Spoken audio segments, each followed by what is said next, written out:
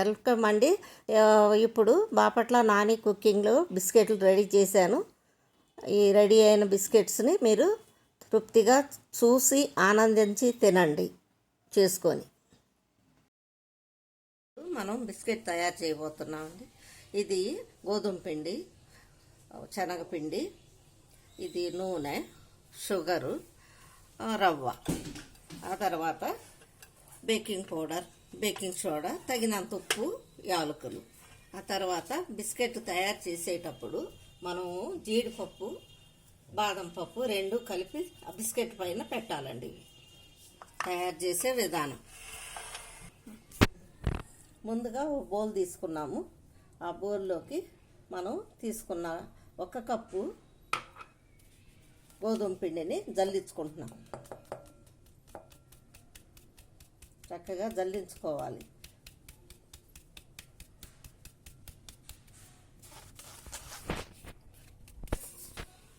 ఇది మనకి ఒక ముప్పావు కప్పు తీసుకున్నానండి శనగపిండి. 1/4 కప్పు శనగపిండి, ముందుగా 1 కప్పు గోధుమ పిండి. ఇది కూడా జల్లెడ పడుతున్నాను.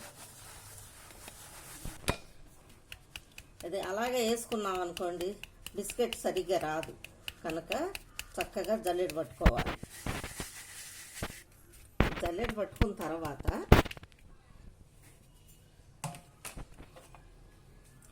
ఒక కప్పు బాంబే రవ్వ వేస్తున్నానండి. 1 స్పూన్ బాంబే రవ్వ, 1 స్పూన్ బాంబే రవ్వ.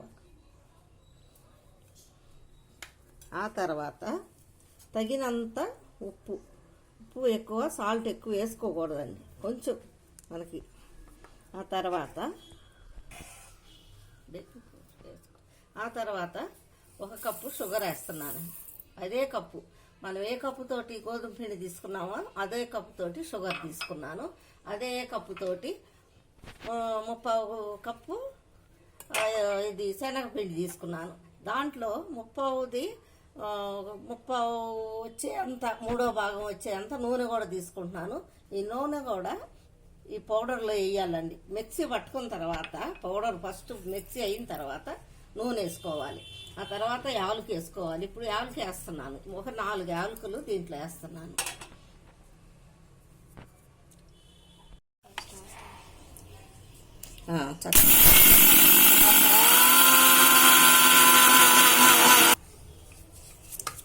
ఈ మిక్సీ పట్టేటప్పుడు పౌడర్ మెత్తగా అయింది. యాలకులు వేసాము, యాలకు కూడా మెత్తగా అయింది.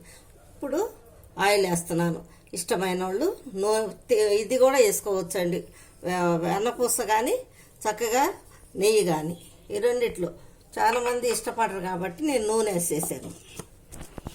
కుకింగ్ ఆయిల్, చక్కగా ఆయిల్, యాలకులు, పంచదార, ఈ 3 కలిసి మిక్సీ పట్టుకున్నామండి. ఈ మిక్సీ పట్టింది కూడా చక్కగా చూడండి ఎంత స్మూత్గా అయింది. దీంతో మనం పిండిని కలుపుకోవాలి.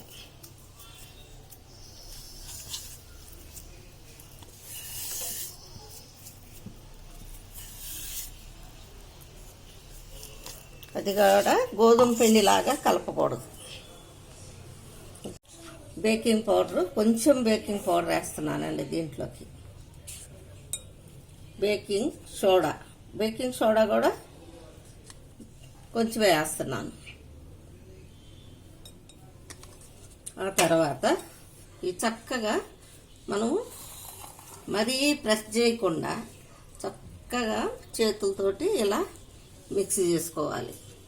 మిక్సీ చేసుకునేటప్పుడు గోధుమ పిండి, పంచదార, శనగపిండి, బేకింగ్ సోడా పౌడరు, తినే సోడా అన్నీ, ఉప్పు, మనం తగినంత నూనె చక్కగా కలుపుతున్నాము.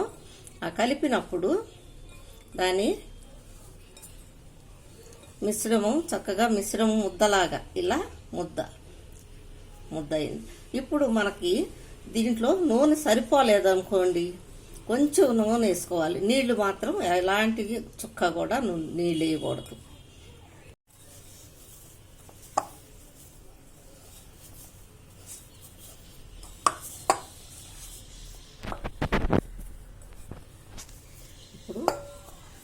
కరెక్ట్గా ముద్ద అయిందండి. ఆ ముద్దని మనం కరెక్ట్గా ఇలా చేసేటప్పుడు ఎంతో స్మూత్గా ముద్ద విరిగింది.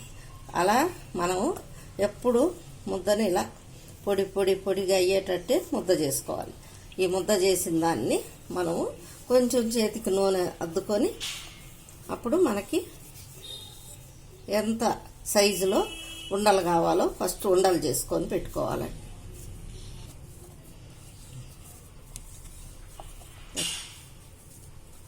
చక్కగా ఇలా కలిపేసిన తర్వాత ఒక 10 నిమిషాలు దీన్ని మూతేసి పెట్టుకోవాలి.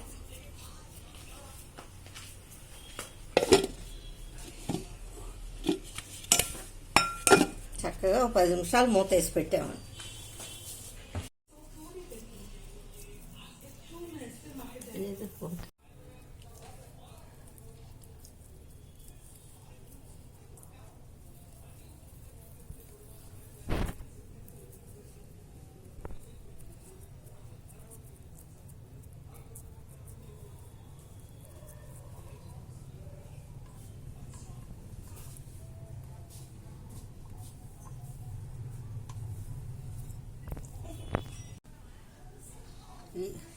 ఈ విధంగా మనం అన్నిటినీ ఉండలు చేసి పెట్టుకున్నామండి. ఉండలు చేసిన తర్వాత మనం ఈ విధంగా బిస్కెట్ని చేసి దానికి లోపల ఒక గోడమ్మి ఒకటి బాదం పెట్టామండి. అలా అన్నిటినీ కూడా అదే విధంగా చేసుకోవాలి.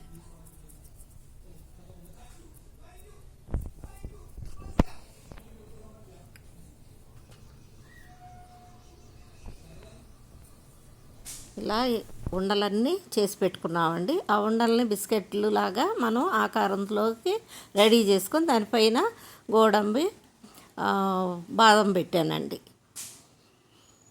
అలా తర్వాత ఇడ్లీ పాత్ర తీసుకొని ఇడ్లీ పాత్ర మీద నూనె రాశాను.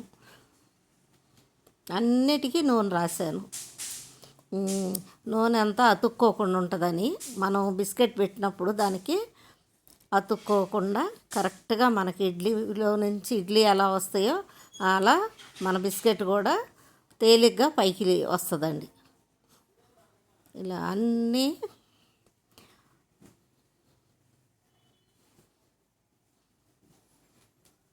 మనం చేసుకున్నదా బిస్కెట్ అన్నీ మనం ఇడ్లీ పాత్రలో పెట్టుకుంటున్నాం.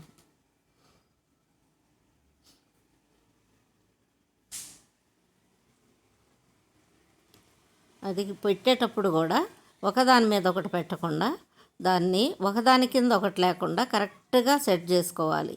అది బిస్కెట్ లేని దగ్గర హోల్స్ రావాలి. అప్పుడు బిస్కెట్ కరెక్ట్గా ఉబ్బుతుంది కాబట్టి అది మనమేమో అంటుకోకుండా ఉంటుంది అన్నమాట. ఒకటి పైన అలా పెట్టుకుంటే మనకు బిస్కెట్ కరెక్ట్గా వస్తుంది.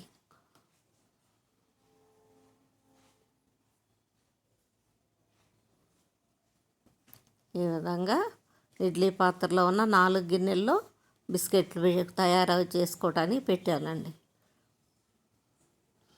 అలా అయిపోయిన తర్వాత